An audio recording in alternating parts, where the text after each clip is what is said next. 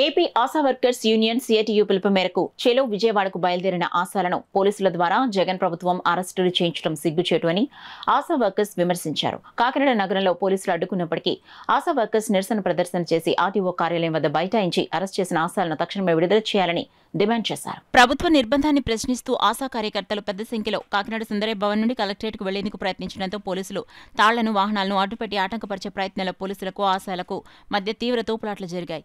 ఆందోళనకు నాయకత్వం వహిస్తున్న సిఐటియు జిల్లా అధ్యక్షులు దువ్వ శేషుబాబ్జీని ఆశా వర్కర్స్ యూనియన్ జిల్లా కార్యదర్శి నొక్క లలిత, నాయకులు మల్కా నాగలక్ష్మి, చెక్కల వేణిలను అరెస్టు చేసి స్థానిక 3 టౌన్ 1 టౌన్లకు తరలించారు. అరెస్ట్ చేసిన వారిని విడుదల చేయాలని కోరుతూ కాకినాడ ఆర్డీఓ ఆఫీస్ ముందు సుమారు 200 మంది ఆశా కార్యకర్తలు ధర్నా నిర్వహించడంతో పోలీసులు అరెస్ట్ చేసిన నాయకత్వాన్ని విడుదల చేశారు. ఈ కార్యక్రమంలో సిఐటియు నాయకులు టి రాజా, రొంగల ఈశ్వరరావు, జిల్లా ప్రధాన కార్యదర్శి చెక్కల రాజకుమార్, ఆశా కార్యకర్తలు పాల్గొన్నారు.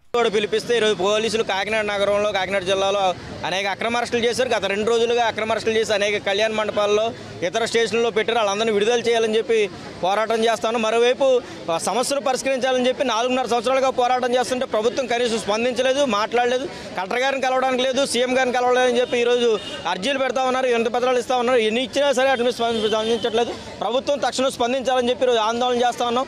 ఆందోళన చేస్తున్న క్రమంలో రోడ్డు మీకు వస్తే ఈరోజు పోలీసులు అరెస్ట్ చేశారు. బాబ్జీ గారిని కానీ ఇతర నాయకులు కానీ వాళ్ళందరూ తక్షణం విడుదల చేయాలని చెప్పి ఆందోళన చేస్తా ఉన్నాం. వాళ్ళందరినీ విడుదల చేసిన తర్వాత మా సమస్యలని కలెక్టర్ గారికి వినతి పత్రం ఇచ్చిన తర్వాత ఈ సమ్మె లేకపోతే ఈ ఆందోళన విరమిస్తామని చెప్పి తెలియజేస్తాం. మాకు పని ఒత్తిడి ఎక్కువైంది.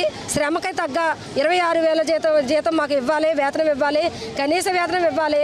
అలాగే మాకు ఇంటికి ఇంటికి వెళ్ళిపోయేటప్పుడు కూడా మాకు ఏమీ కూడా లేదు. వెంటనే ఇంటికి పంపించేస్తున్నారు, ఉత్తి చేతులతో పంపిస్తున్నారు. దానికి కూడా మేము రిటైర్మెంట్ ఫండ్ కూడా అడుగుతున్నాము. ఇలా కొన్ని సాధారణమైన న్యాయమైన డిమాండ్ల కోసం మేము అడుగుతుంటే అవి కూడా మాకు వర్తించమంటున్నారు. అలాగే పథకాలు కూడా వర్తించమంటున్నారు. ఈ సంక్షేమ ప్రభుత్వంలో ఈ సంక్షేమ పథకాలు ఏవి కూడా, ఒక ఆశా వర్కర్ ఉందంటే ఆ ఇంటికి ఏ సంక్షేమ పథకం కూడా వర్తించట్లేదు. అలాంటి దుర్భరమైన స్థితిలో ఆశా వర్కర్ ఉంది. ఈ ఆశా వర్కర్ని మీరు ఈ సమస్యలు డిమాండ్లు కూడా మా డిమాండ్లు నెరవేర్చాలని న్యాయమైన కోరికలతో, న్యాయమైన డిమాండ్లతో మేము ఈ ధర్నాకి వచ్చాము.